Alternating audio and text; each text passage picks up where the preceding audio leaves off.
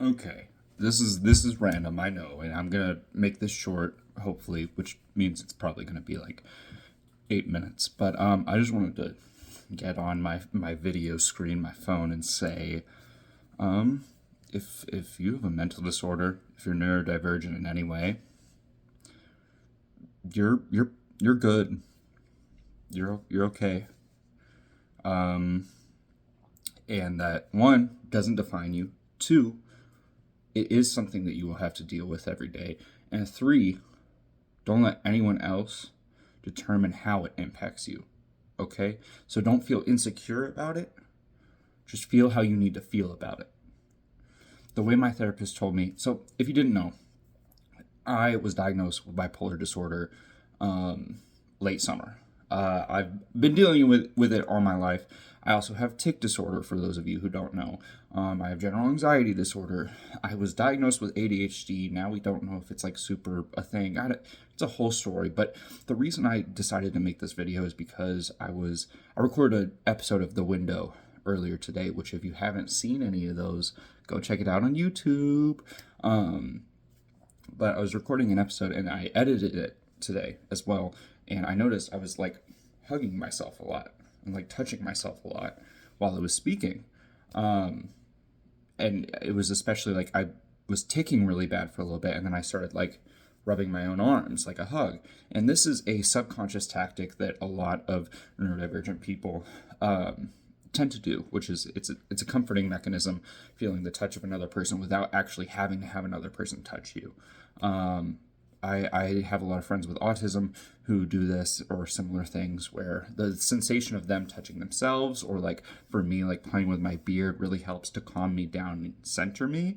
So that's what led me to do this right now. But I just wanted to say that although we are going in the right direction as far as acceptance goes, there are still so many people who their parents, their families, or their school, their society, their friend group are telling them that this is invalid, that it's fake, or if they do believe in mental illness, they're like, this is the devil, like, oh, this is an impurity in you that needs to be fixed. And that's not true. It just means your brain is a little different.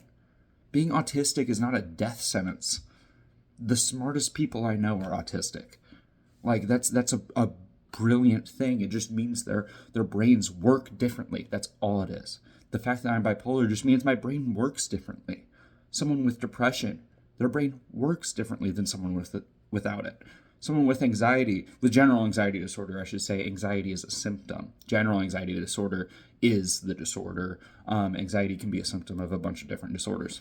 Anyways, someone with general anxiety disorder, their brain works differently than someone who doesn't have it.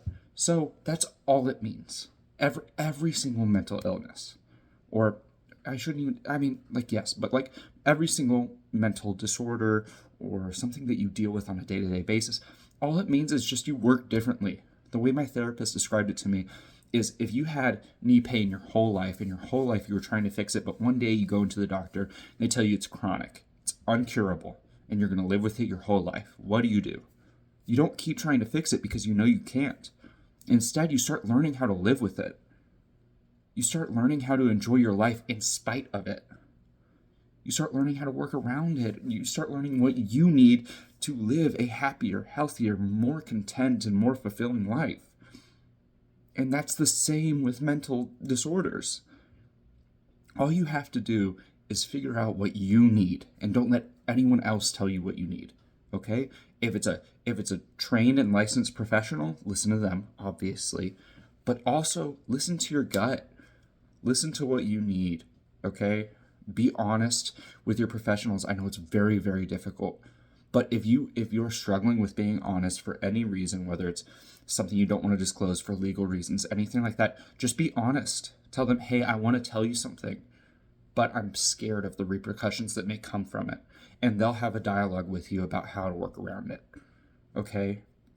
Because there's nothing more important than your health to these professionals. I promise you. I promise you. I've had double digits therapists, I believe. So I'm a professional myself as far as being therapized goes. I've been through the ringer, and I'm still here, and I'm still advocating for it. Finding the right person for you is very important, but they all, hands down, care. Some of them show it differently, some of them care in different ways, some of them might not have the right techniques for you, but they all care. So just have a dialogue. Try and create a safe space for yourself. You are worthy. You should be here. Your life matters no less than anyone else. Just please love yourself, okay? Love yourself. The weather's getting colder. Those with seasonal depression, I know you're feeling it right now. And so I just want to say, I hope you all have a wonderful day, and I'll see you next time. Please just treat everyone with kindness.